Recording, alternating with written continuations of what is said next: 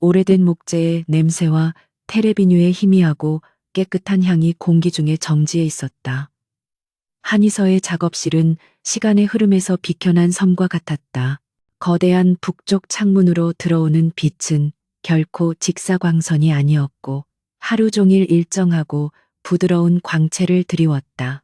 이것은 그녀가 수십억 원의 가치를 지닌 예술품의 섬세한 표면을 다룰 때 절대적으로 필요한 조건이었다. 그녀의 손가락은 수수용 장갑처럼 얇은 라텍스 장갑에 쌓여 있었지만 그 움직임은 마치 맨살로 작품을 어루만지는 듯 섬세했다. 지금 그녀의 앞 특수 제작된 완충기 위에 놓인 것은 고려시대의 상감청자 매병이었다. 수백 년의 세월을 견뎌낸 비색은 기적에 가까웠지만 목 부분에는 육안으로 거의 보이지 않는 미세한 균열이 있었다. 이 선은 지난 3주 동안 현미경과 엑스레이 분석을 통해 이 균열의 구조를 파악했다. 그녀의 명성은 암시장에서나 혹은 극소수의 최고위층 수집가들 사이에서만 속삭여졌다. 유령복원가, 태진 가문이 10년 전 존재 자체를 지워버리려 했던 딸. 그녀는 이름 대신 기술로 살아남았다. 작업대 위의 도구들은 그 자체로 예술품이었다. 각기 다른 크기와 재질의 붓, 상아와 대나무로 만든 얇은 주걱들, 그리고 그녀가 직접 조제한 수십 가지의 천연 접착제와 안료들. 그녀의 움직임에는 한치의 망설임도 낭비되는 동작도 없었다. 오직 자신과 눈앞의 작품, 그리고 완벽한 복원이라는 목표만이 존재할 뿐이었다. 그녀의 삶은 이 작업실처럼 정돈되어 있었다. 매일 아침 5시 기상, 명상, 그리고 최소 12시간의 작업. 외부와의 접촉은 최소화했다. 그녀를 이곳으로 인도한 유일한 후원자이자 지금은 고인이 된 갤러리 관장을 제외하고는 아무도 그녀의 진짜 실력을 알지 못했다. 그녀는 버려졌지만 스스로를 단련시켰다. 같은 시각 서울의 가장 높은 빌딩 글로벌 X 홀딩스의 펜트하우스 회의실. 거대한 통유리창 너머로 도시의 스카이라인이 무릎 아래에 펼쳐져 있었다.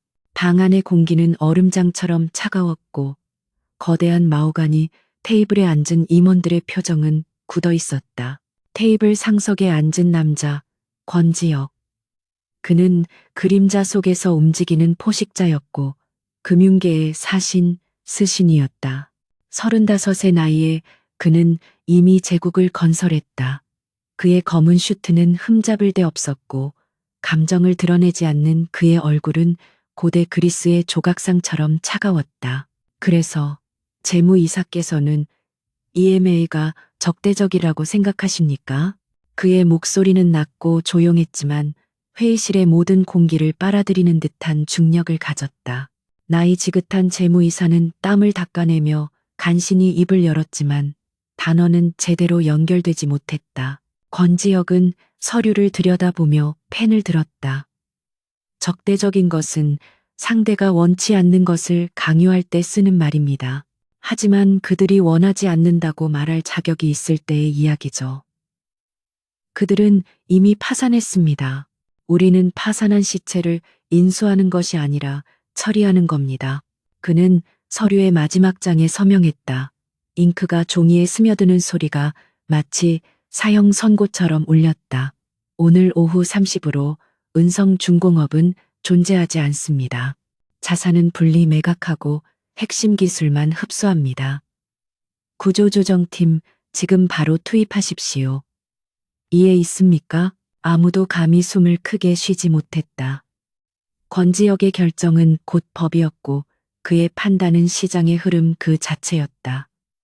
그는 자리에서 일어섰다.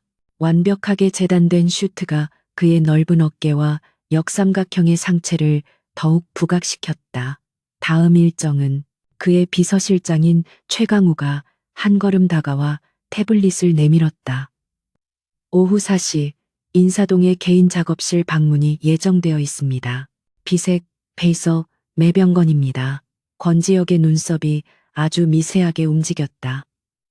그가 유일하게 집착하는 것, 완벽한 예술품. 그것이 그가 유일하게 통제할 수 없는 시간의 가치였다.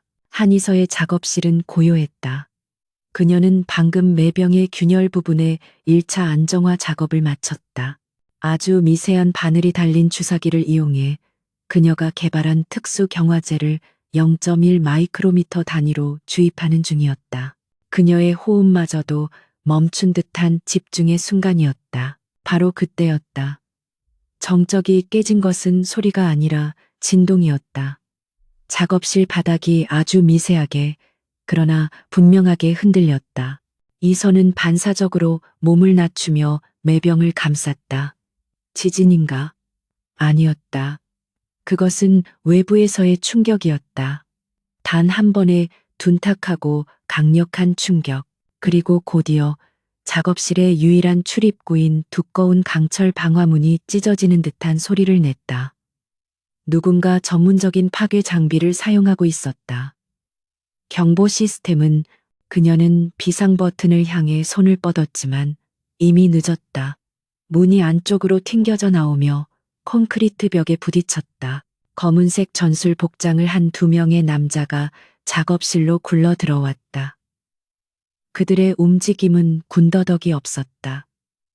그들의 움직임은 군더더기 없었다. 한 명은 가스 마스크를 쓰고 있었고 다른 한 명은 이미 그녀가 아닌 작업대 위의 매병을 향해 특수한 스프레이 캔을 겨누고 있었다. 그것은 단순한 강도나 절도가 아니었다. 목적은 파괴였다. 안 돼. 이서가 소리치며 몸을 날렸다. 그녀는 복원가였지. 투사가 아니었다. 하지만 그녀는 자신의 작품을 지키기 위해서라면 무엇이든 할 수 있었다. 남자는 그녀를 거칠게 밀쳤다. 이선은 바닥에 나동그라졌고 그녀의 어깨가 날카로운 도구 상자에 부딪혔다. 고통이 번개처럼 척추를 타고 흘렀다. 남자가 스프레이의 노즐을 눌렀다. 강력한 부식성 용액이 하얀 거품을 일으키며 공기 중으로 분사되었다. 그것이 매병에 닿는 순간 수백 년 된 유약은 비명을 지르며 녹아내릴 것이다. 이서의 눈이 절망으로 커졌다. 그녀가 버려진 순간보다 더 끔찍한 절망이었다. 권지혁은 약속 시간보다 10분 일찍 도착했다. 그는 시간을 낭비하는 것을 경멸했고 상대방이 낭비하게 만드는 것도 용납하지 않았다. 인사동의 낡은 골목, 주소지에 적힌 건물은 그의 제국과는 어울리지 않는 초라한 외관이었다. 최 비서가 차문을 열었고 2명의 경호원이 이미 건물 입구를 확보했다. 회장님, 보안이 너무 취약합니다. 이런 곳에 직접 오시는 것은 최 비서의 우려 섞인 목소리를 권지혁이 손짓으로 막았다. 진짜 보물은 원래 쓰레기 더미 속에서 발견되는 법이지. 그는 좁은 계단을 올라 3층 이서 보건연구소라는 작은 명패가 붙은 문 앞에 섰다. 경호원이 노크를 하려던 순간 권지혁의 귀가 먼저 미세한 소리를 포착했다. 문 안쪽에서 들려오는 무언가 부서지고 충돌하는 소리, 그리고 아주 희미한 여자의 비명. 권지혁의 눈빛이 순식간에 변했다. 얼음장 같던 무표정은 사라지고 극도로 예리한 포식자의 눈빛이 번뜩였다. 문 열어. 그의 명령은 짧고 단호했다. 경호원이 주저할 틈도 없이 권지혁은 자신이 직접 한 걸음 물러서더니 육중한 어깨로 강철문을 그대로 들이받았다. 특수 훈련을 받은 그의 몸은 그 자체로 무기였다. 문은 잠금 장치가 부서지며 안쪽으로 열렸다. 작업실 안은 아수라장이었다. 매캐한 화학 약품 냄새가 코를 찔렀다. 검은 복장에 괴한 2명이 있었고 한 명은 바닥에 쓰러진 여자에게 다가가고 있었으며 다른 한 명은 작업대의 청자를 향해 무언가를 뿌리고 있었다. 권지혁의 경호원들은 기계처럼 움직였다. 회장님, 뒤로. 하지만 권지혁은 물러서지 않았다. 그는 이미 상황을 파악했다. 그의 시선은 바닥에 쓰러진 여자에게 고정되었다. 헝클어진 머리카락 사이로 보이는 하얀 목덜미와 고통 속에서도 필사적으로 청자를 바라보는 절박한 눈동자. 괴한이 청자에게 두 번째 용액을 분사하려던 순간 권지혁이 움직였다. 그는 가장 가까이에 있던 금속 의자를 집어들어 괴한의 등을 향해 끔찍한 소리와 함께 내리쳤다. 동시에 그의 경호원 두 명이 나머지 괴한을 제압했다. 격렬한 격투음이 아니라 급소를 가격하는 둔탁한 소리 몇 번으로 상황은 종료되었다. 모든 일이 30초 안에 일어났다. 작업실에는 다시 정적이 찾아왔지만 이전의 고요함과는 달랐다. 권지혁은 부러진 의자를 바닥에 던졌다. 그는 자신의 슈트 재킷에 묻은 먼지를 무심하게 털어냈다. 그리고 천천히 바닥에 주저앉아 있는 여자에게로 시선을 돌렸다. 한희선은 어깨를 감싸쥔 채 숨을 헐떡이고 있었다. 그녀의 눈은 공포와 분노, 그리고 믿을 수 없다는 혼란으로 가득 차 있었다. 그녀는 방금 자신을 구해준 지옥의 사자처럼 나타난 이 남자를 올려다보았다. 압도적인 존재감, 숨막히는 위압감. 그는 이 낡은 작업실에 속한 사람이 아니었다. 권지혁은 그녀를 내려다보았다. 그는 수많은 사람을 만나고 수많은 적을 굴복시켰다. 하지만 지금 그의 눈앞에 있는 이 여자는 달랐다. 그는 그녀에 대해 조사했었다. 유령 복원가, 그리고 태진 가문이 버린 딸. 그는 원래 오늘 그녀의 기술을 구매하러 온 것이었다. 하지만 지금 그는 이 상황이 단순한 강도 사건이 아님을 직감했다. 전문적인 침투, 예술품을 노린 것이 아니라 명백한 파괴가 목적이었다. 그리고 그 파괴의 대상은 저 청자뿐만이 아니라 이 여자 자신일 수도 있었다. 그의 시선이 그녀의 어깨에서 흘러내리는 붉은 피에 잠시 머물렀다. 그는 주머니에서 완벽하게 접힌 실크 손수건을 꺼내 그녀에게 건네는 대신 직접 그녀의 상처를 향해 손을 뻗었다. 이서가 본능적으로 몸을 움츠렸다. 권지혁의 손이 허공에서 멈칫했다. 그의 차가운 눈동자에 처음으로 다른 감정이 스쳤다. 움직이지 마. 그의 목소리는 명령이었지만 이상하게도 위협적이지는 않았다. 그는 그녀의 어깨를 덮고 있던 셔츠의 찢어진 부분을 손수건으로 가볍게 눌렀다. 최 비서, 구급차는 필요 없다. 내 주치의를 여기로 불러. 그리고 이 건물 반경 500m 전부 통제해. 쥐새끼 한 마리도 빠져나가지 못하게. 권지혁은 몸을 일으켜 작업실을 둘러보았다. 그의 눈이 거의 녹아내릴 뻔한 매병에 머물렀다. 그리고 다시 한이서를 바라보았다. 그녀는 여전히 경계심을 풀지 않은 채 상처 입은 짐승처럼 그를 노려보고 있었다. 그 눈빛이 마음에 들었다. 버려졌지만 부러지지 않았다. 당신이 한이서 씨인가? 그는 확인하듯 물었다. 이서는 대답 대신 입술을 깨물었다. 오늘부터 당신은 내 보호하에 있다. 그것은 제안이 아니었다. 세상이 두려워하는 CEO의 일방적인 통보이자 선언이었다. 권지혁의 주치의는 20분 만에 도착했다. 군의관 출신의 그는 말없이 그리고 신속하게 한이서의 어깨를 처치했다. 탈골된 어깨를 맞추는 순간 이서는 이를 악물었지만 신음 한 방울 흘리지 않았다. 그녀의 그런 모습은 의사에게도 그리고 그 광경을 지켜보는 권지혁에게도 깊은 인상을 남겼다. 작업실은 이미 권지혁의 사람들로 가득 찼다. 최강우 비서가 현장을 지휘하고 있었다. 제압된 괴한들은 입에 재갈이 물리고 눈이 가려진 채 구석에 무릎 꿇려 있었다. 글로벌 X홀딩스의 사설 보안팀, 팀 알파였다. 그들은 경찰이 아니었지만 웬만한 국가의 특수부대보다 더 효율적이었다. 이서는 담요를 두른 채 작업대에서 조금 떨어진 의자에 앉아 있었다. 굴욕감과 분노, 그리고 통제 불능의 상황에 대한 혼란이 그녀의 머릿속을 휘저었다. 그녀가 평생을 바쳐 지켜온 고요한 성역이 단 1시간 만에 낯선 남자들과 피와 화학 약품 냄새로 더럽혀졌다. 권지혁은 망가진 청자 매병 앞에 서 있었다. 그의 손가락이 부시개기 닿기 직전에 멈춘 그 아슬아슬한 경계선을 훑었다. 이것은 단순 강도나 파괴가 아닙니다. 최 비서가 조용히 보고했다. 사용된 용액은 TX7입니다.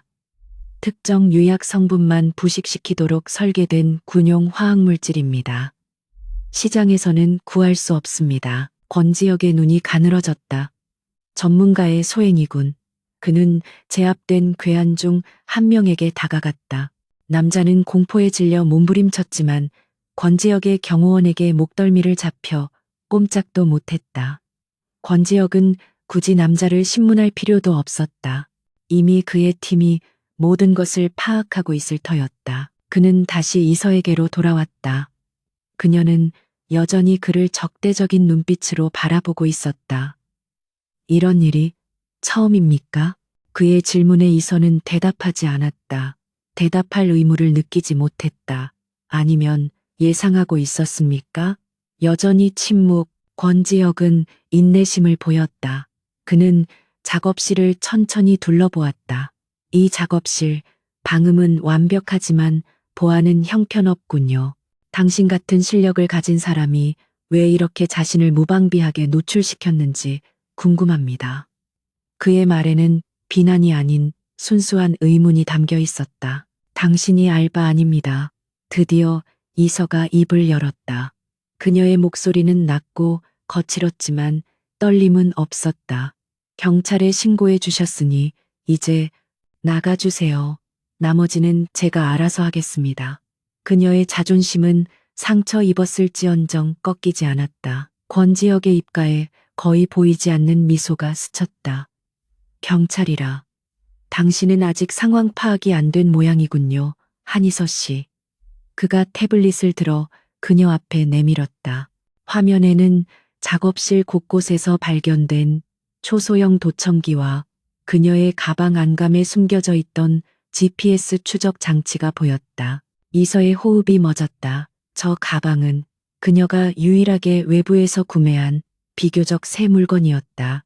언제부터, 얼마나 오랫동안 그들은 당신을 몇 주, 아니 몇 달 동안 지켜보고 있었습니다. 그리고 오늘이 실행일이었던 겁니다.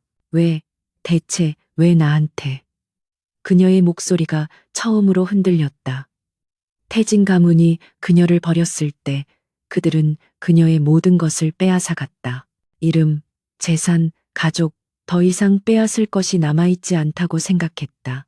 그녀는 완벽한 무모가 되었기에 안전하다고 믿었다. 당신 때문이 아닐 수도 있습니다. 권지혁이 말했다. 당신이 가진 것 때문일 수도 있죠. 그는 최 비서에게 눈짓했다. 최 비서는 제압된 괴한들의 소지품에서 나온 작은 사진 한 장을 건넸다. 그것은 빛바랜 사진이 아니라 무언가를 급하게 찍은 듯한 흐릿한 인쇄물이었다. 사진 속의 물건은 낡은 가죽 표지의 다이어리였다. 이서는 그것이 무엇인지 몰랐다. 이게 뭡니까? 권지혁이 물었다. 모릅니다. 이서의 대답은 단호했다. 그녀는 정말로 몰랐다. 그럼 이건 압니까? 권지혁이 두 번째 정보를 제시했다. 한민준. 그 이름이 불리는 순간 작업실의 온도가 몇 도는 더 내려간 듯했다. 이서의 얼굴에서 핏기가 가셨다. 피를 나눈 적 없는 오빠.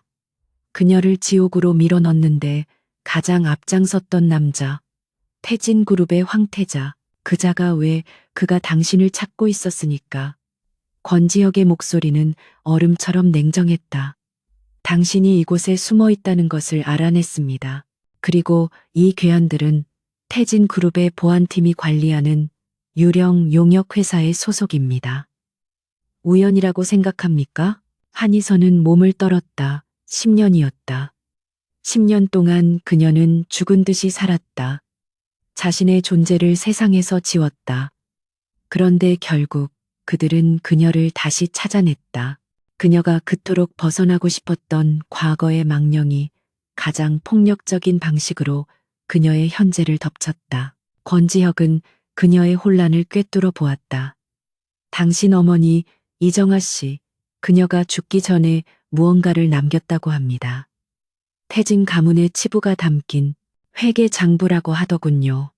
이서의 눈이 커졌다.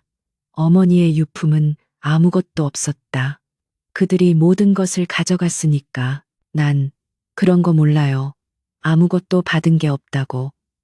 그녀의 절규는 진심이었다. 권지혁은 그 진심을 읽었다. 당신이 모른다는 것은 중요하지 않습니다. 한민준이 당신이 안다고 믿는 것이 문제죠. 그는 당신이 그걸 가지고 있거나 혹은 어디 있는지 안다고 확신하고 있습니다. 이제 모든 조각이 맞춰졌다. 한민주는 장부를 원했고 이선은 그것을 가지고 있지 않았다. 그래서 그는 사람을 보내 작업실을 뒤지고 그녀를 압박하려 했던 것이다. 저 청자 매병은 그 압박의 첫 번째 수단이었다. 그녀가 가장 아끼는 것을 파괴함으로써 그녀의 의지를 꺾으려 한 것이다. 그래서 날 도우시겠다. 왜죠? 이서의 눈에 다시 경계심이 어렸다. 당신도 저들과 똑같은 부류 아닌가요? 태진그룹의 경쟁자. 나를 이용해서 무언가를 얻으려는 거겠죠. 그 장부라도 찾아서 그녀의 직감은 날카로웠다. 권지혁은 그녀의 직설적인 비난을 피하지 않았다. 맞습니다. 난 자선사업가가 아니니까. 그는 천천히 그녀에게 다가갔다. 압도적인 키와 체격이 그녀 위로 그림자를 드리웠다. 하지만 우리의 이해관계가 일치하는군요. 나는 태진그룹을 무너뜨리고 싶습니다. 당신은 살고 싶겠죠. 그는 이서의 턱을 가볍게 쥐어 자신을 똑바로 보게 만들었다. 한민주는 여기서 멈추지 않을 겁니다. 오늘 실패했으니 다음번엔 더 확실한 방법을 쓸 겁니다. 당신을 납치하거나 아니면 아예 제거하거나 이 작업실은 더 이상 안전하지 않습니다. 당신이 아는 서울의 그 어떤 곳도 마찬가지일 겁니다. 권지혁의 눈동자는 깊고 어두운 심연과 같았다. 이선은 그 눈을 보며 그가 한민준보다 더 위험한 남자일 수도 있음을 깨달았다. 하지만 그녀에게는 선택지가 없었다. 그녀는 이미 거대한 폭풍의 눈에 갇혀버렸다. 사실 권지혁은 그녀를 기억하고 있었다. 단순한 태진 가문에 버려진 딸로서가 아니었다. 몇 년 전 파리의 한 자선 경매 행사에서였다. 그는 당시 막 글로벌 X를 장악하고 자신의 힘을 과시하기 위해 그 자리에 있었다. 그리고 그곳에서 화려한 드레스들 사이에 숨죽이고 있던 그녀를 보았다. 그녀는 한민준의 옆에 액세서리처럼 서 있었다. 한민준이 유럽의 귀족들에게 그녀를 미술의 조예가 깊은 내 여동생이라며 과시할 때 그녀는 아무 말도 하지 않았다. 하지만 한거만한 수집가가 르누아르의 위작을 진품이라 칭송할 때 권지혁은 보았다. 그녀의 입가에 스친 경멸에 가까운 냉소를. 그리고 잠시 후 그녀가 혼자 있을 때 그 수집가가 그녀에게 다가와 무례하게 굴었다. 그때 그녀가 했던 말을 그는 아직도 기억했다. 선생님의 안목은 그 넥타이의 색깔만큼이나 조악하군요. 그 한마디에 남자의 얼굴은 불그락푸르락해졌다. 그 당돌함, 꺾이지 않는 자존심. 권지혁은 그때 그녀의 이름을 알게 되었다. 한이서. 그리고 그녀가 그 직후 태진 가문에서 쫓겨났다는 소식도 들었다. 그는 그녀가 어떻게든 살아남았으리라 짐작했지만 이렇게 다시 만나게 될 줄은 몰랐다. 나는 당신에게 피난처를 제안하는 겁니다. 권지혁이 손을 거두며 말했다. 아무도 당신을 건드릴 수 없는 곳다. 내 성, 정, 안으로. 그는 이서에게 의심할 여지를 주지 않았다. 이것은 제안인 동시에 이미 결정된 사실이었다. 내가 거절한다면요? 이서가 마지막 남은 자존심으로 물었다. 그녀는 이 남자의 통제하에 들어가는 것이 한민준에게 쫓기는 것만큼이나 끔찍할 수 있다고 거절할 수 없습니다. 권지혁이 단언했다. 당신은 이미 보았으니까 내 팀이 여기 있다는 것을, 내가 태진그룹의 소행임을 안다는 것을. 당신은 이제 내 계획의 일부가 되었습니다. 당신이 원하든 원하지 않든. 그는 재킷을 여몄다. 최비서, 필요한 것만 챙겨. 이서 씨의 도구들, 그리고 저 매병도. 나머지는 모두 폐기해. 우리가 왔던 흔적을 남기지 마. 그의 명령은 차갑고 신속했다. 팀 알파가 일사불란하게 움직였다.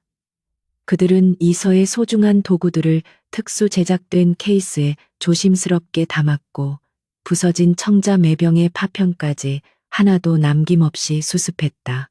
이서는 자신의 삶이 통째로 포장되는 것을 망연자실하게 바라보았다. 권지혁이 그녀에게 손을 내밀었다. 일어나시죠. 갈 시간입니다. 이서는 그 손을 잡지 않았다. 그녀는 스스로의 힘으로 비틀거리며 일어섰다. 어깨의 통증이 심장을 찌르는 듯했지만 그녀는 표정을 바꾸지 않았다. 그녀는 마지막으로 자신의 작업실을 둘러보았다. 지난 10년간 그녀의 모든 것이었던 공간, 이제는 낯설고 차가운 폐허가 되어버렸다. 그녀는 권지혁을 따라 문을 나섰다. 어두운 골목을 빠져나오자 방탄 처리된 검은색 세단이 위압적인 모습을 드러내며 기다리고 있었다. 차가 출발했을 때 이선은 사이드미러를 통해 멀어지는 자신의 작업실을 보지 않았다. 그녀는 오직 앞만 바라보았다. 옆자리에 앉은 권지혁의 차가운 옆모습을 훔쳐보았다.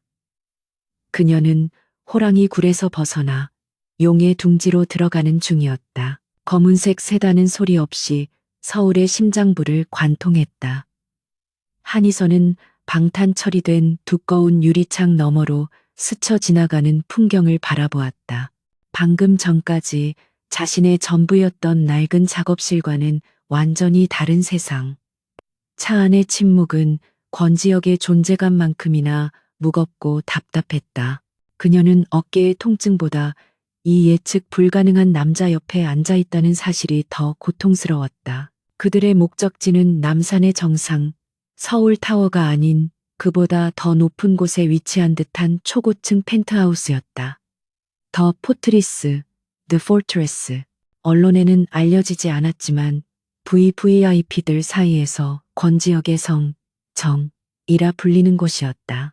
차는 지상의 입구를 통과하는 것이 아니라 건물 지하 5층에 위치한 개인용 엘리베이터로 직접 진입했다. 엘리베이터는 숫자가 아닌 홍채 인식과 지문이라는 두 개의 관문을 통과하고 나서야 부드럽게 상승하기 시작했다. 이선은 자신이 거대한 금고 안으로 빨려 들어가고 있음을 느꼈다. 권지혁은 그 과정 내내 단 한마디도 하지 않았다. 그는 그저 자신의 태블릿을 보며 마치 방금 전의 폭력적인 사태가 일상적인 업무 처리인 것처럼 무심했다. 문이 열리자 이선은 숨을 멈췄다. 그곳은 집이 아니었다. 거대하고 차가우며 완벽하게 통제된 공간이었다. 바닥은 이음새 없는 광택, 나는 검은색 대리석이었고 삼면이 통유리로 되어 있어 서울의 모든 야경이 발 아래 카페처럼 펼쳐져 있었다. 가구는 최소한으로 배치되었지만 하나하나가 수억 원을 호가하는 디자인 작품들이었다. 최강우 비서가 그녀에게 다가와 마치 감정이 삭제된 로봇처럼 말했다. 이쪽입니다. 한이서 씨가 머무실 공간입니다. 그녀는 권지혁을 돌아보았다. 그는 이미 거실 중앙의 거대한 책상으로 향해 재킷을 벗고 있었다. 그는 그녀를 손님으로 데려온 것이 아니었다. 그는 그녀를 배치한 것이었다. 그녀가 안내된 곳은 게스트룸이라기엔 과도하게 넓고 감옥이라기엔 지나치게 호화로운 방이었다. 방 안에도 역시 한쪽 벽면 전체가 유리였고 도시의 불빛이 가차없이 쏟아져 들어왔다. 필요한 것은 모두 준비되어 있습니다. 의복과 세면도구, 그리고 간단한 식사도. 최 비서는 방 한쪽의 벽을 가리켰다. 벽이 미끄러지듯 열리자 그녀의 체형에 완벽하게 맞는 옷들이 걸려 있었다. 이선은 소름이 돋았다. 그들은 언제 그녀의 치수를 안 거지? 그녀가 작업실에 숨어 지내는 동안 그들은 이미 그녀의 모든 것을 파악하고 있었던 것이다. 이 남자의 보호는 또 다른 형태의 감시였다. 그녀는 창가로 다가갔다. 유리는 얼음장처럼 차가웠고 아무리 힘을 주어도 열릴 기미가 보이지 않았다. 완벽한 밀실이었다. 그녀는 샤워를 했다. 뜨거운 물이 상처 입은 어깨를 스칠 때마다 고통이 밀려왔지만 그보다 더한 굴욕감이 그녀를 짓눌렀다. 태진 가문에서 쫓겨났을 때 그녀는 자유를 얻었다고 생각했다. 가난하고 고독했지만 적어도 자신의 삶을 스스로 통제했다. 하지만 지금 그녀는 다시 새장 속에 갇혔다. 황금으로 만들어진 더 견고한 새장 속에. 그녀가 방에서 나왔을 때 권지혁은 여전히 그 자리에 있었다. 그는 거대한 스크린 앞에 서서 복잡하게 얽힌 데이터 차트를 보고 있었다. 앉으시죠. 그가 돌아보지 않고 말했다. 그의 목소리는 야경을 배경으로 낮게 울렸다. 이제 당신이 처한 상황을 정확히 인지할 시간입니다. 이선은 그의 맞은편 소파에 꼿꼿이 앉았다. 나를 납치한 건가요? 그녀의 목소리는 날카로웠다. 아니면 구출한 건가요? 권지혁 씨, 당신의 의도를 모르겠습니다. 그녀는 더 이상 모호한 태도를 견딜 수 없었다. 권지혁이 드디어 그녀를 돌아보았다. 그의 눈은 도시의 불빛보다 더 차갑게 빛났다. 나는 사업가입니다. 한희서 씨. 모든 행동에는 목적이 있죠. 그는 리모컨을 조작했다. 거대한 스크린의 차트가 사라지고 한 남자의 사진이 화면을 가득 채웠다. 한민준, 그녀의 이복 오빠, 당신 오빠, 한민준, 태진그룹의 유력한 후계자. 하지만 멍청하죠. 권지혁의 목소리에는 노골적인 경멸이 담겨 있었다. 그는 지난 1년간 그룹의 자금을 이용해 불법적인 해외 선물 거래를 시도했습니다.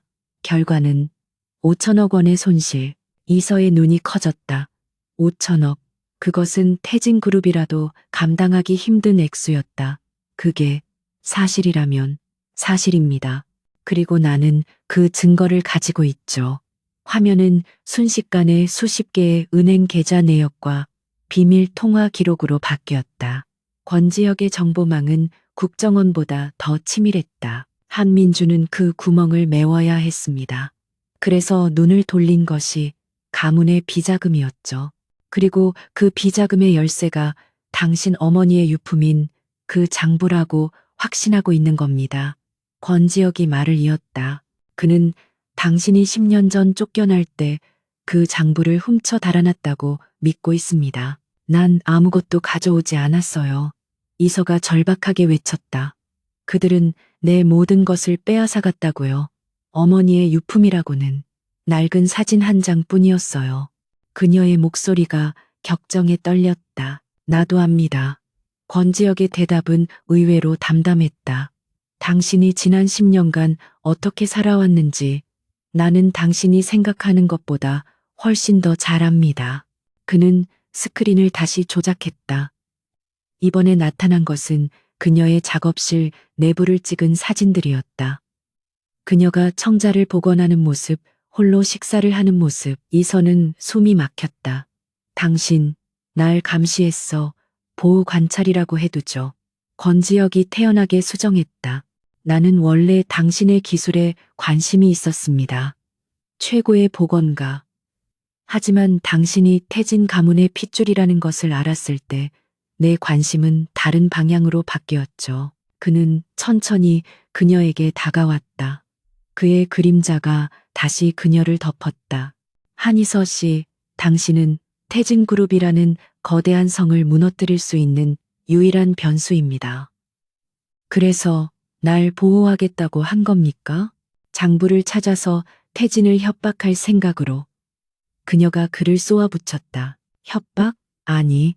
권지혁은 고개를 저었다. 나는 협박 같은 시시한 짓은 하지 않습니다. 나는 파괴합니다. 그의 눈에서 처음으로 노골적인 적이가 불타올랐다. 태진 그룹은 썩었습니다. 한상철 회장과 그 아들 한민주는 한국 경제를 좀먹는 기생충입니다. 그들은 수십 년간 정계와 재계를 로비와 불법으로 주물렀습니다. 그게 당신과 무슨 상관이죠? 당신도 그들과 똑같은 부류 아닌가요? 똑같다고? 감히. 권지혁의 목소리가 낮게 으르렁댔다. 그들은 구시대의 악입니다. 나는 신시대의 질서고 그들은 인맥과 혈연으로 모든 것을 차지하지만 나는 힘과 능력으로 빼앗습니다. 태진은 내가 글로벌 X를 세우기 전부터 청산해야 할 적이었습니다. 그제야 이선은 깨달았다. 이 남자의 동기는 단순한 사업적 경쟁이 아니었다. 그것은 거의 이념에 가까운 뿌리 깊은 증오였다. 그는 태진으로 대표되는 구시대의 부패한 권력을 송두리째 뽑아버리길 원했다. 그리고 당신, 한이서, 당신은 그들의 가장 약한 고리이자 가장 치명적인 무기입니다. 나는 무기가 아니에요. 아니, 맞습니다. 당신은 그들이 버린 존재입니다.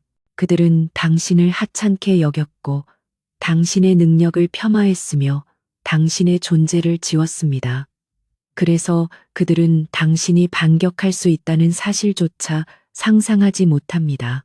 그것이 당신의 가장 큰 힘입니다. 권지혁은 그녀의 눈을 똑바로 바라보았다. 나는 당신이 그 장부를 가지고 있지 않다는 것을 압니다. 하지만 한민주는 그렇게 생각하지 않죠. 그는 당신을 찾기 위해 수단과 방법을 가리지 않을 겁니다. 그리고 나는 그가 당신을 찾도록 내버려 둘 생각이 없습니다. 적어도 내 계획이 완성되기 전까지는. 당신의 계획? 태진그룹의 완전한 해체, 그리고 그 자리에 새로운 질서를 세우는 것. 권지혁은 다시 스크린 앞으로 돌아갔다. 당신을 보호하는 것은 내 투자를 보호하는 것과 같습니다. 당신은 이제 내 가장 중요한 자산입니다. 한이서 씨. 이선은 허탈한 웃음을 터뜨렸다. 결국 그녀는 한민준에게는 장부였고 권지혁에게는 자산이었다. 결코 한 명의 인간이 아니었다. 하지만 그녀는 선택의 여지가 없었다. 이 남자의 펜트하우스는 감옥이었지만 동시에 유일하게 안전한 피난처였다. 내가 뭘 하면 되죠? 그녀가 마침내 물었다. 체념이 아니었다. 그것은 생존을 위한, 그리고 어쩌면 복수를 위한 첫걸음이었다. 내가 당신의 자산으로서 뭘 해야 하냐고요. 권지혁은 만족스러운 표정을 지었다. 현명한 선택입니다. 그는 방 한쪽에 또 다른 문을 열었다. 그곳에는 그녀의 작업실에서 가져온 모든 도구들이 완벽하게 정돈되어 있었다. 심지어 파괴될 뻔했던 그 고려청자 매병까지 특수 보관함 안에 안전하게 안치되어 있었다. 이곳은 당신의 새로운 작업실입니다. 외부와는 완벽하게 차단되어 있죠. 당신은 여기서 당신의 일을 계속하면 됩니다. 내일? 그렇습니다. 저 매병을 복원하세요. 권지혁이 차갑게 명령했다. 한민준이 부수려 했던 것을 당신의 손으로 완벽하게 되살려내세요. 이선은 그의 의도를 깨달았다. 이것은 단순한 복원 작업이 아니었다. 그것은 그녀의 의지를 시험하고 그녀의 능력을 확인하며 동시에 그녀에게 전쟁에 동참하라는 무언의 압력이었다. 그리고 그 장부, 정말 어디 있는지 모릅니까? 당신 어머니가 마지막으로 남긴 말은 없었나요? 이선은 어머니의 마지막 모습을 떠올렸다. 병상에서 그녀의 손을 잡고 속삭였던 말. 이서야, 아무도 믿지 마라. 특히 너의 기억을. 그땐 그 말이 무슨 뜻인지 몰랐다. 기억? 그녀가 무의식적으로 그 단어를 내뱉었다. 권지혁의 눈이 번뜩였다. 한민준의 얼굴은 분노로 일그러져 있었다. 그의 호화로운 사무실, 태진그룹 본사 40층에 위치한 그곳에서 그는 방금 보고를 받은 태블릿을 벽난로, 장식용이었지만 를 향해 집어 던졌다. 스크린이 박살나며 날카로운 파편이 최고급 페르시아 카펫 위로 흩어졌다. 감히 내 일을 방해해? 그의 부하는 고개를 조아린 채 감히 숨도 제대로 쉬지 못했다. 권지혁, 글로벌 X 홀딩스의 그자가 직접 현장에 나타났다고 합니다. 저희 팀원들은 모두 잡혀갔고 연락이 두절됐습니다. 권지혁?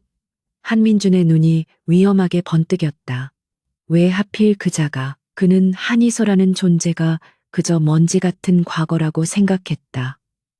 10년 전 제 손으로 직접 밟아 없앴다고 믿었다. 하지만 어머니의 유언, 그놈의 장부에 대한 집착이 되살아나면서 그녀를 다시 찾게 되었다. 그리고 겨우 찾아낸 그녀의 둥지를 급습한 순간 하필이면 권지혁이 나타났다. 그 계집이 권지혁을 꼬드겼단 말인가? 한민준의 사고방식은 단순했다. 여자는 언제나 남자를 이용하는 존재, 혹은 이용당하는 존재일 뿐이었다. 그는 한이서가 10년 동안 숨어 지내며 보건가로서 실력을 쌓았다는 사실은 알았지만 그것이 권지혁의 눈에 들 정도라고는 상상하지 못했다. 멍청한 놈들, 고작 계집 하나 처리 못하고 그는 자신의 실패를 인정하고 싶지 않았다. 권지혁에게 선수를 빼앗겼다는 사실이 그의 자존심을 긁어놓았다. 좋아, 그렇게 나오시겠다, 이거지. 그의 입가에 비열한 미소가 걸렸다. 권지혁의 성에 숨었다고? 좋아. 그럼 그 성문 밖으로 기어나오게 만들어주지. 한민주는 즉시 태진그룹의 홍보팀, 아니 여론을 조작하는 그림자 팀에게 전화를 걸었다. 나 한민준이다. 지금부터 한이서라는 이름에 대한 모든 부정적인 기사를 풀어. 10년 전 가문에서 쫓겨난 문제야. 돈 때문에 남자에게 빌붙는 꽃뱀. 그리고 상대는 권지혁 회장이라고. 그는 전화를 끊고 넥타이를 거칠게 풀었다. 권지혁, 네가 아무리 대단해도 여론은 못 이겨. 네가 그딴 천박한 계집을 감싸고 도는 순간 너의 완벽한 제국에도 흠집이 갈 테니까.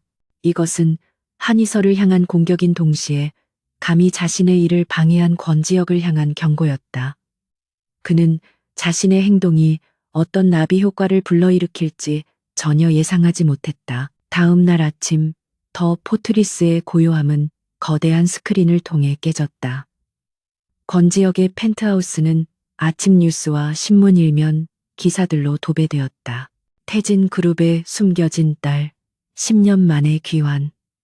글로벌 X 권지혁 회장의 그림자로 미술계의 유령 복원가 알고 보니 태진 가문의 파양된 딸 권지혁 회장과의 특별한 관계 의혹. 기사들은 교묘했다. 한이서를 직접적으로 비난하지는 않았지만 파양, 숨겨진, 특별한 관계 같은 자극적인 단어들을 조합하여 그녀를 돈과 권력을 노리고 의도적으로 권지혁에게 접근한 신데렐라를 꿈꾸는 꼽등이처럼 묘사했다. 그녀가 10년간 쌓아온 복원가로서의 실력은 단 한 줄도 언급되지 않았다. 한이서는 새로 지급받은 태블릿으로 그 기사들을 읽고 있었다. 그녀의 얼굴은 핏기 없이 창백했지만 표정은 의외로 담담했다. 어깨의 통증보다 더 익숙한 고통이었다. 10년 전 어머니가 돌아가시고 쫓겨날 때도 그들은 이런 식이었다. 진실은 중요하지 않았다.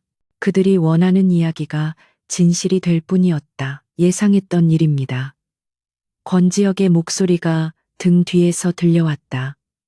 그는 어느새 그녀의 뒤에 서서 그녀와 같은 화면을 바라보고 있었다. 그는 방금 샤워를 마친 듯 머리카락에서 희미하게 물기가 느껴졌고 검은색 실크 가운 차림이었다. 어제와는 다른 지극히 사적인 모습이었지만 위압감은 조금도 줄어들지 않았다. 한민준의 방식이죠. 저급하고 예측 가능하며 감정적입니다. 그가 말했다. 그는 당신을 직접 공격할 수 없으니 당신의 명예를 공격하는 겁니다. 그리고 동시에 나에게 경고를 보내는 거죠. 더러운 물건에 손대지 말라고. 이선은 천천히 고개를 돌려 그를 바라보았다. 그래서 이제 저를 더러운 물건이라고 판단해서 버리실 건가요? 그녀의 눈빛에는 두려움이나 원망이 아닌 차가운 시험이 담겨 있었다. 이 남자가 자신을 지켜줄 만한 가치가 있는지 아니면 그저 또 다른 한민준일 뿐인지 확인하려는 듯했다. 권지혁은 그녀의 당돌한 시선을 피하지 않았다. 그는 한 걸음 더 다가왔다. 내가 투자를 결정할 땐 시장의 소음 따위는 듣지 않습니다. 나는 오직 가치만을 봅니다. 그의 손가락이 태블릿 화면 속 웃고 있는 한민준의 사진을 가리켰다. 저건 소음입니다. 그리고 그의 손가락이 그녀를 향했다. 당신은 가치고. 그는 그녀에게서 태블릿을 빼앗아 들더니 그대로 바닥에 던져버렸다. 이런 쓰레기의 감정을 낭비하지 마십시오. 한민준이 원하는 것이 바로 그겁니다. 당신을 흔들고 나를 망설이게 만드는 것. 그는 새로운 태블릿을 그녀에게 건넸다. 화면에는 그녀의 작업실에서 가져온 청자 매병의 3D 스캔 이미지가 떠 있었다. 당신의 무기는 기사가 아니라 당신의 손입니다. 저들이 당신을 꽃뱀이라고 부른다면 당신은 실력으로 증명하면 됩니다.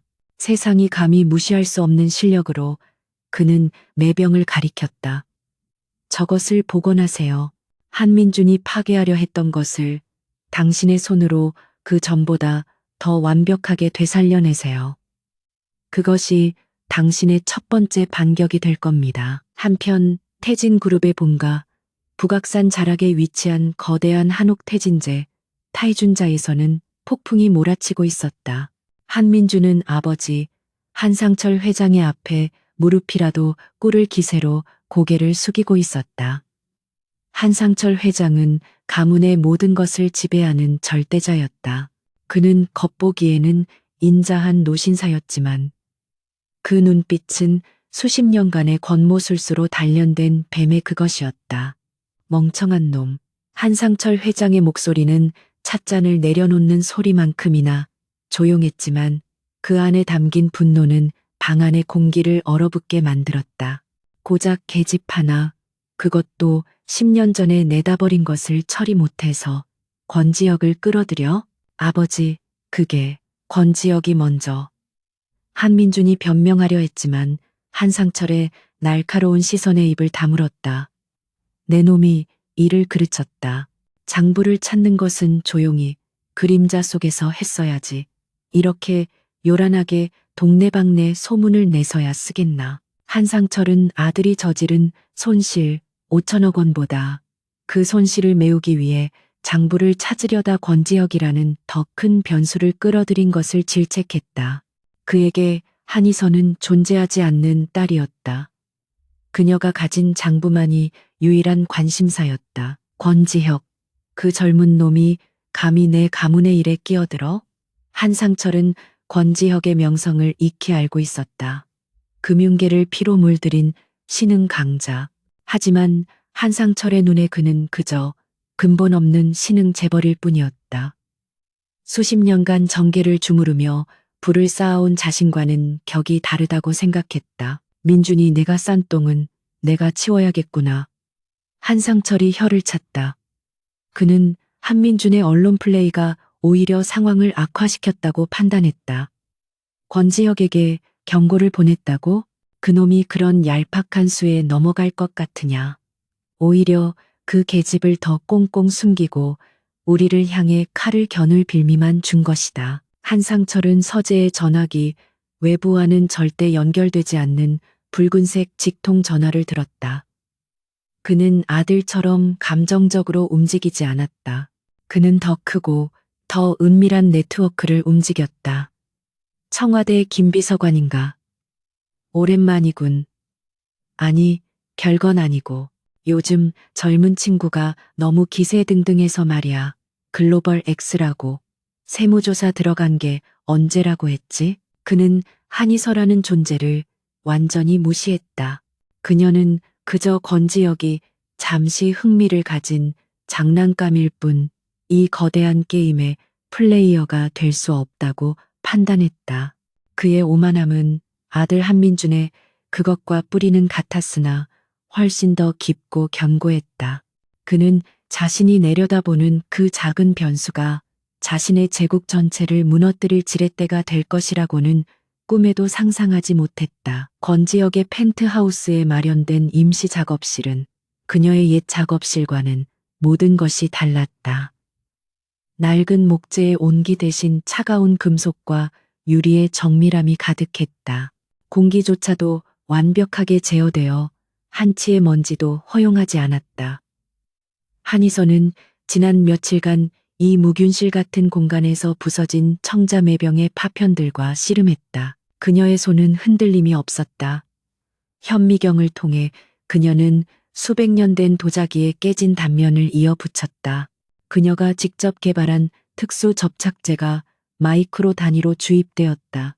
밖에서는 그녀를 꽃뱀이니 신데렐라니 떠들어댔지만 이 작업실 안에서는 오직 그녀의 실력만이 유일한 진실이었다. 마침내 마지막 파편이 제자리를 찾았다.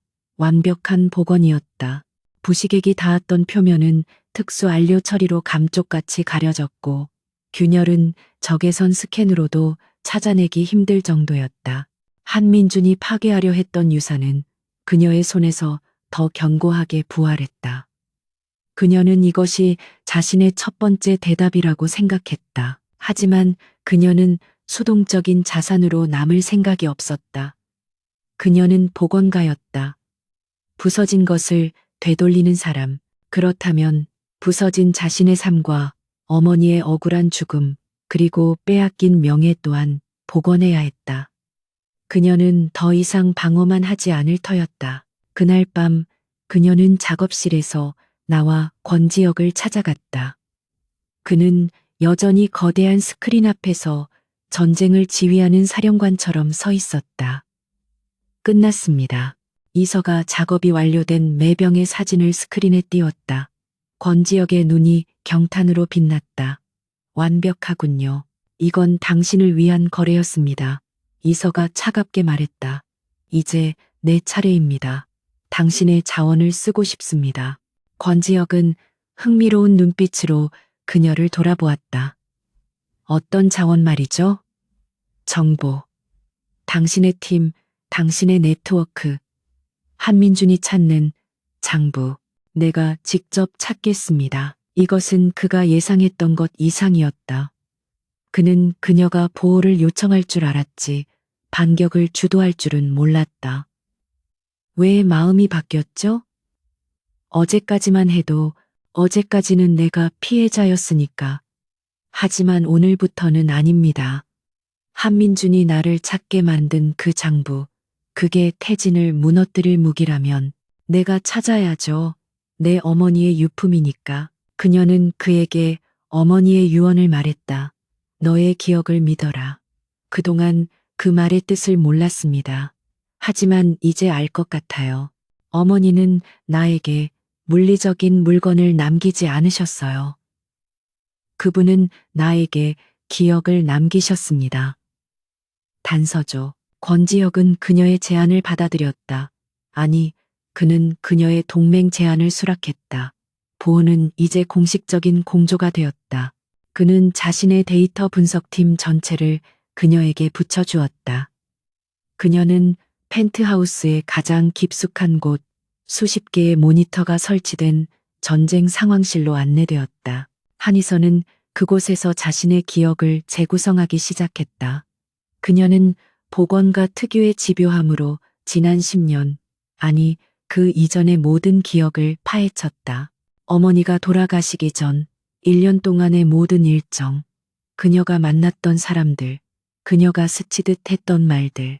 권지혁의 팀은 그녀의 기억 조각을 바탕으로 수천, 수만 건의 데이터를 대조했다. 어머니는 돌아가시기 직전에 스위스의 작은 미술관에 자주 가셨어요. 갤러리 하인츠. 그곳에서 개인 금고를 임대하셨고요. 이서가 기억의 편린을 찾아냈다. 즉시 스위스에 있던 글로벌 X의 지사가 움직였다. 갤러리 하인츠의 기록, 그리고 은행 기록이 실시간으로 전송되었다. 장부는 거기에 있었다. 물리적인 책이 아니었다. 스위스 은행의 가장 안전한 서버, 암호화된 디지털 파일의 형태였다. 한민주는 구시대의 유물인 가죽 장부를 찾고 있었지만 그녀의 어머니는 신시대의 방식으로 증거를 보관했던 것이다. 열쇠는 이서의 생체 정보와 그녀만이 아는 어머니와의 암호였다. 같은 시각 권지혁은 자신의 전쟁을 시작했다. 그는 한이서가 과거를 파헤치는 동안 태진의 현재를 무너뜨리고 있었다. 그는 한상철이 예상한 세무조사 같은 구시대적인 방식에 의존하지 않았다. 그의 방식은 훨씬 더 정교하고 치명적이었다. 태진의 주력 계열사를 공격하지 마. 그는 화상회의에서 자신의 트레이더들에게 명령했다. 그들의 뿌리를 공격해선 안 돼. 그들의 숨통을 조이는 거다.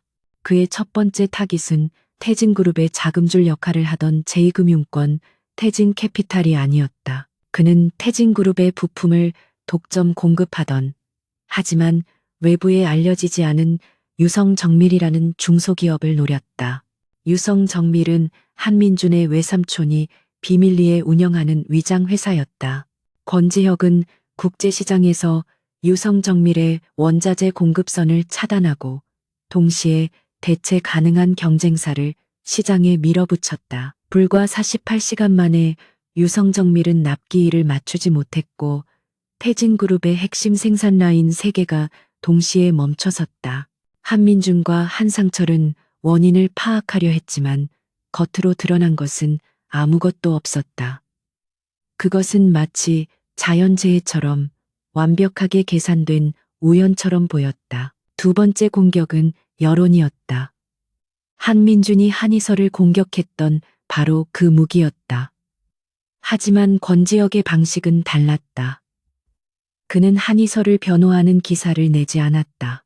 대신 태진그룹의 수상한 자금 흐름에 대한 익명의 리포트를 해외투자은행, IB과 신용평가사들에게 흘렸다. 태진그룹, 유령회사를 통한 자금 세탁 의혹, 불투명한 지배구조, 해외 투자자 신뢰도 급락, 한이서의 스캔들보다 훨씬 더 치명적인 돈에 대한 의혹이 제기되기 시작했다.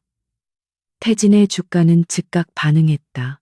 그들의 성에 서서히, 그러나 분명하게 균열이 가기 시작했다.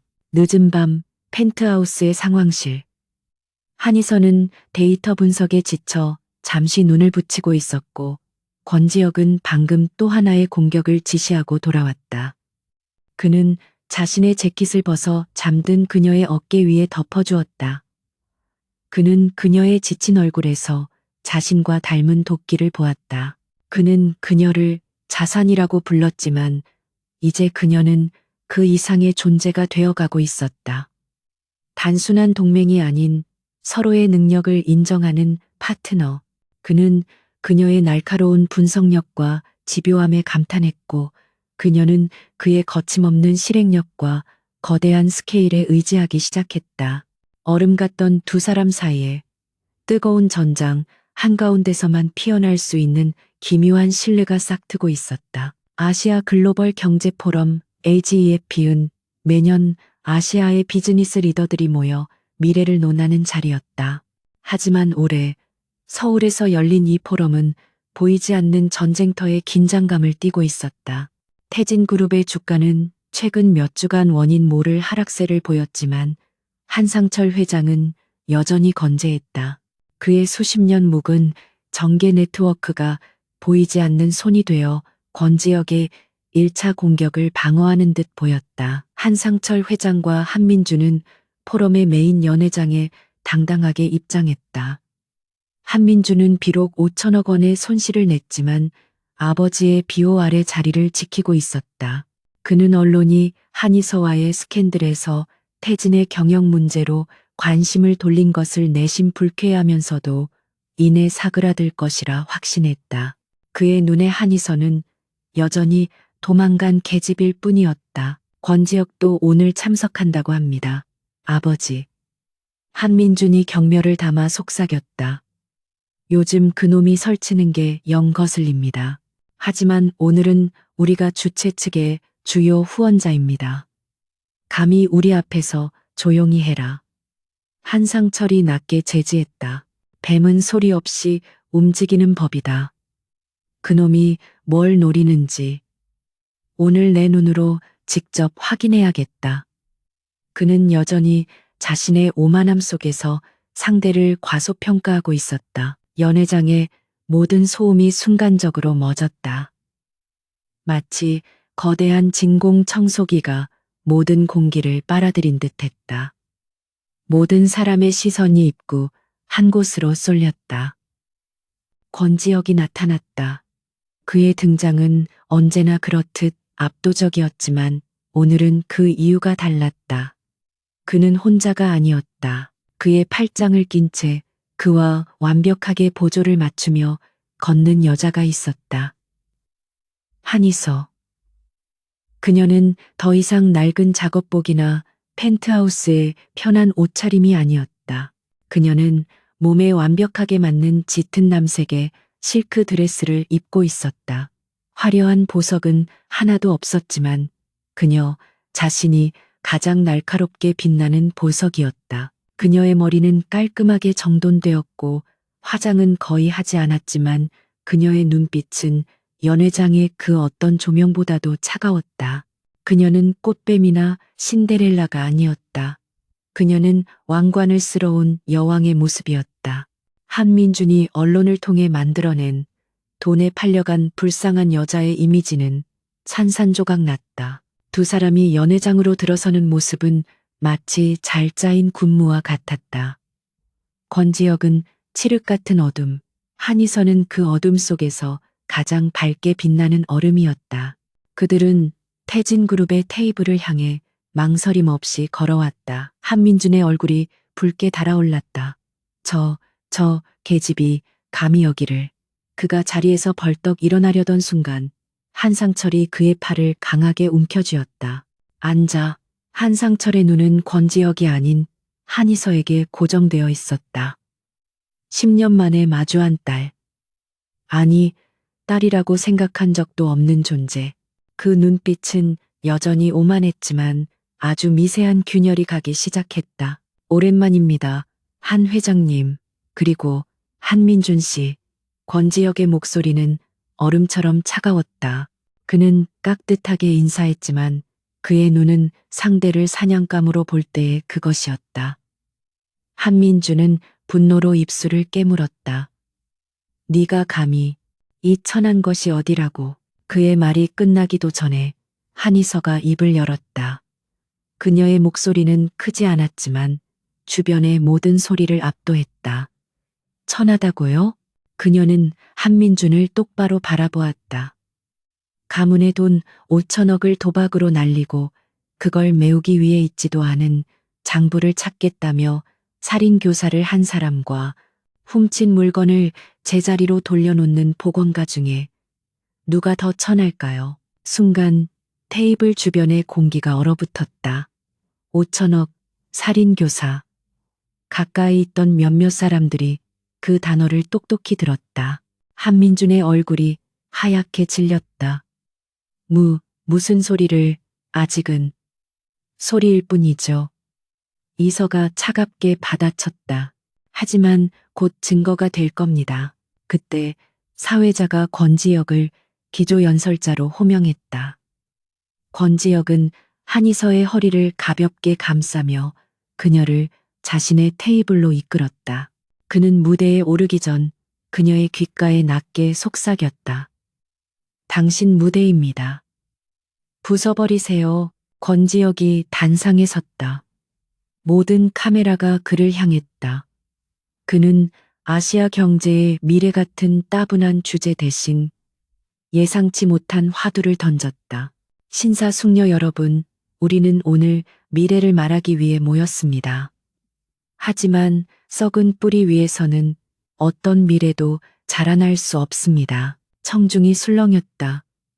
오늘날 한국 경제를 좀먹는 기업 부패라는 암세포에 대해 이야기하려 합니다.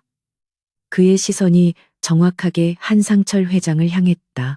그리고 그 암세포의 가장 생생한 증거를 오늘 이 자리에서 공개하려 합니다. 권지혁은 손을 들어 연 회장 한쪽을 가리켰다. 이 부패의 유산에 대해 가장 잘 아는 전문가를 소개합니다. 태진그룹이 버렸지만 진실을 복원해낸 분입니다. 한이서 씨를 무대로 모시겠습니다. 모든 스포트라이트가 그녀에게 쏟아졌다. 한이서는 망설임 없이 일어나 단상을 향해 걸어갔다. 그녀가 권지혁의 옆에 서자 거대한 스크린이 그녀의 뒤에서 켜졌다. 한민주는 본능적인 공포에 사로잡혔고 한상철은 처음으로 노골적인 분노를 드러내며 자리에서 일어섰다. 감히 제 이름은 한이서입니다. 그녀의 목소리는 마이크를 통해 연회장 전체에 울려 퍼졌다. 지난 10년간 저는 유령 복원가로 불렸습니다. 하지만 오늘 저는 제 진짜 이름과 제가 복원해낸 진실을 말씀드리려 합니다. 그녀는 감정에 호소하지 않았다. 그녀의 목소리는 회계 장부를 읽어내려가는 감사관처럼 차갑고 정확했다. 제 어머니, 고 이정아 여사는 태진 가문의 비밀 장부를 남기지 않았습니다. 그 말에 한민주는 안도의 한숨을 내쉬려 했다. 어머니는 장부 자체를 남기셨습니다. 종이가 아닌 디지털로 아무도 찾을 수 없는 스위스 은행의 서버예요. 스크린이 번쩍이며 복잡하게 얽힌 자금 흐름도가 나타났다. 이것은 지난 1년간 태진 캐피탈에서 유성정밀이라는 유령 회사를 통해 한민준 씨의 개인 선물 계좌로 흘러들어간 5천억 원의 흐름입니다. 스크린에는 정확한 날짜, 시간, 계좌번호가 찍혀 있었다. 거짓말이야. 저건 조작된 거야. 한민준이 비명을 질렀다. 하지만 이미 늦었다. 기자들의 카메라 플래시가 미친 듯이 터졌다. 조작이라고요? 이서가 차갑게 되물었다. 그럼 이것도 조작입니까? 스크린이 바뀌었다. 10년 전, 20년 전의 기록들. 태진그룹이 수십 년간 정계와 법조계에 뿌린 검은 돈의 기록이었다. 한상철 회장의 이름이 적힌 비밀 로비 자금 내역이었다. 그가 방금 전까지 자신의 방패라고 믿었던 그 네트워크의 실체였다. 한상철의 얼굴이 회색빛으로 변했다. 그는 아들의 멍청한 실수 5천억가 아니라 자신의 제국을 지탱해온 뿌리, 그 비자금 장부가 통째로 공개되었다는 사실에 경악했다. 그제야 그는 깨달았다. 자신이 버렸던 그 모가 자신의 모든 것을 무너뜨릴 모든 것들 쥐고 있었다는 것을. 연 회장은 완벽한 혼란에 빠졌다. 기자들이 태진의 테이블로 몰려들었다. 한상철과 한민주는 경호원들에게 둘러싸여 옴짝달싹 못했다. 바로 그때 권지혁이 다시 마이크를 잡았다. 그의 목소리는 이 모든 혼돈을 잠재우는 절대자의 그것이었다. 방금 보신 것은 태진그룹이 저지른 부패의 일부에 불과합니다. 그는 숨막히는 정적 속에서 선언했다. 이처럼 명백한 경영진의 배임 행위와 주주 가치 훼손, 그리고 시장의 신뢰를 무너뜨린 조직적 부패를 좌시할 수 없습니다. 따라서 글로벌 X홀딩스는 바로 이 시간부로 태진그룹의 경영 정상화를 위해 적대적 인수합병 MA를 공식적으로 선언합니다. 적대적 인수합병. 그것은 금융계의 사형 선고였다. 권지혁은 마지막으로 망연자실한 한상철을 바라보며 말했다. 한 회장님, 구시대의 종말을 환영합니다. 그는 단상에서 내려와 자신을 기다리고 있던 한이서의 손을 잡았다. 두 사람은 수백 대의 카메라 플래시 세례를 뚫고 아수라장이 된 연회장을 유유히 빠져나왔다. 전쟁은 이제 막 시작된 것이 아니었다. 전쟁은 이미 그들의 승리로 끝나가고 있었다. AGEF 포럼의 충격은 즉각적이고 파괴적이었다. 다음 날 아침 대한민국은 태진 게이트라는 이름의 거대한 태풍에 휩싸였다. 모든 조간신문과 방송 뉴스가 한이서의 폭로와 권지혁의 MA 선언을 일면 머리 기사로 다루었다. 한때 존경받는 기업가였던 한상철과 그의 후계자 한민주는 하룻밤 사이에 공공의 적이 되었다. 주식시장이 개장하자마자 태진그룹의 모든 계열사 주식은 개장과 동시에 하한가를 기록하며 그대로 거래가 정지되었다.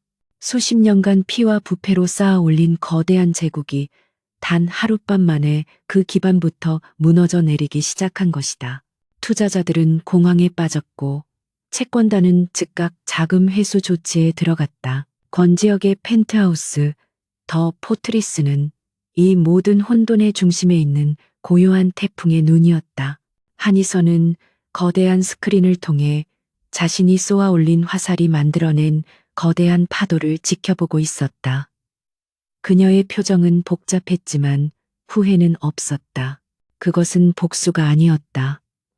그것은 복원의 마지막 단계였다. 모든 데이터가 검찰 특별수사팀으로 넘어갔습니다. 권지혁이 그녀의 옆에 서서 커피잔을 내밀었다. 그의 목소리는 여전히 차가웠지만 그 안에는 승리를 확신하는 무게가 실려 있었다. 이제 당신이 만든 무기가 그들의 성벽을 어떻게 무너뜨리는지 지켜보기만 하면 됩니다. 한상철이 수십 년간 구축해온 방어막은 예상보다 허무하게 무너졌다. 그가 형님, 동생이라 부르며 관리해온 정계와 법조계의 인맥들은 태진 게이트라는 불길이 자신들에게 옮겨 붙기 전에 가장 먼저 꼬리를 잘랐다. 그들은 한상철의 전화를 받지 않았고 오히려 검찰에 신속하고 엄정한 수사를 촉구했다. 폭로 이틀 만에 대규모 압수수색이 시작되었다. 수백 명의 검찰 수사관이 태진 그룹 본사와 한상철의 자택, 그리고 유성 정미를 비롯한 모든 유령 회사를 급습했다. 한민주는 이미 출국 금지 조치를 당한 뒤였다. 그는 자신의 사무실에서 미친 사람처럼 서류를 파쇄하려 했지만 모든 것은 이미 디지털 증거로 넘어가고 난 뒤였다. 한민준의 체포는 비참했다. 그는 지하 주차장을 통해 밀항을 시도하려다 잠복해 있던 수사관들에게 붙잡혔다. 카메라 플래시 앞에서 그는 고개를 숙인 채 모함입니다.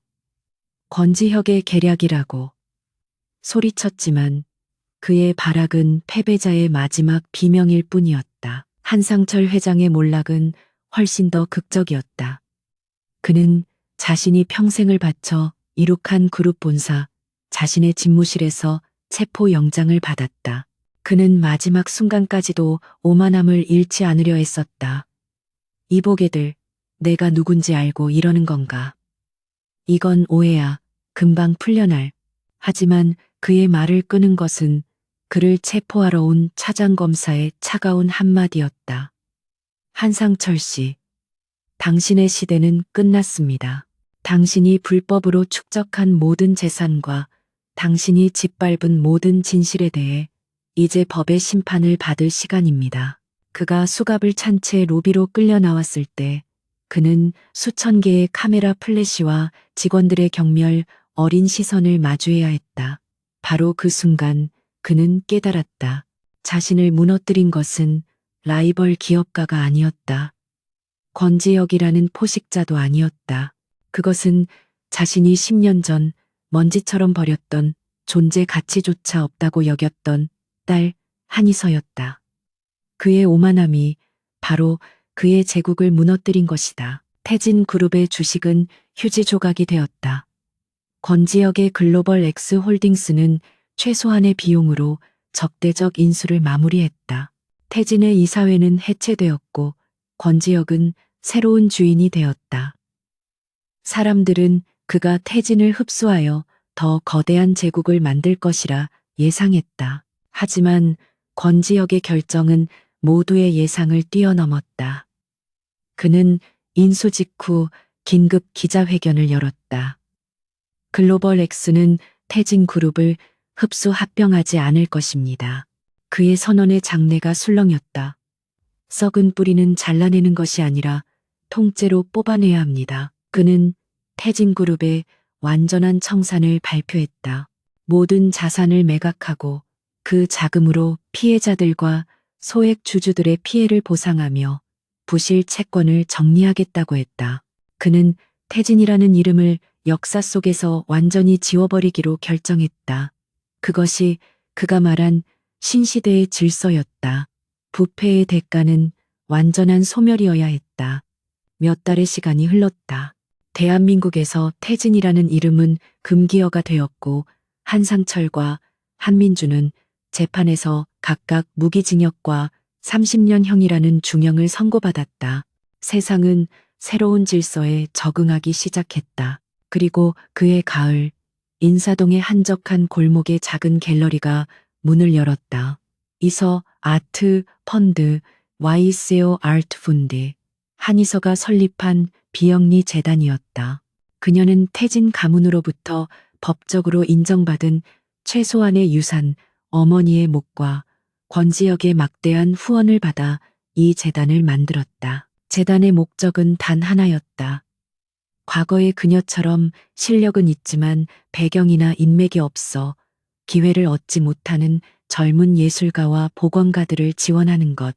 그녀는 자신의 과거를 부정하는 대신 그것을 디딤돌 삼아 새로운 미래를 열었다. 갤러리 개관일, 수많은 사람이 모였다. 하지만 이서의 눈은 한 사람을 향해 있었다. 파티가 끝나갈 무렵 권지혁이 조용히 갤러리 안으로 들어섰다. 그는 더 이상 세상을 두려움에 떨게 하는 CEO의 모습이 아니었다. 그는 그저 한 여자를 바라보는 남자의 얼굴을 하고 있었다. 두 사람은 갤러리 중앙에 전시된 작품 앞에 섰다. 그것은 바로 그녀가 복원해낸 고려청자 매병이었다. 한민준이 파괴하려 했던. 그러나 그녀의 손에서 완벽하게 부활한 그 작품이었다. 아름답군요. 권지혁이 낮게 말했다. 파괴의 흔적조차 보이지 않습니다. 이서가 그를 돌아보며 희미하게 미소 지었다. 흔적은 남아있어요. 다만 더 강한 힘으로 그것을 덮었을 뿐이죠. 그녀는 더 이상 그의 보호가 필요한 연약한 여자가 아니었다. 그녀는 자신만의 성을 구축한 그와 동등한 파트너였다. 권지혁이 천천히 그녀에게 손을 내밀었다. 10년 전 그녀는 가문에서 버려졌다. 몇 달 전 그녀는 이 남자의 손을 경계했다. 하지만 지금 그녀는 망설임 없이 자신의 손을 그의 손 위에 포겠다. 얼음장 같던 그의 손은 이상하게도 따뜻했다. 당신은 모든 것을 부수죠. 그녀가 속삭였다. 그리고 나는 모든 것을 다시 세웁니다. 권지혁의 입가에 복이 드문 미소가 번졌다. 완벽한 균형이군요. 두 사람은 더 이상 말없이 완벽하게 복원된 청자를 바라보았다. 하나는 세상이 두려워하는 남자, 하나는 세상이 외면했던 여자. 이제 두 사람은 서로의 손을 잡고 파괴된 과거의 폐허 위에 세워진 새로운 미래의 지평선을 함께 바라보고 있었다.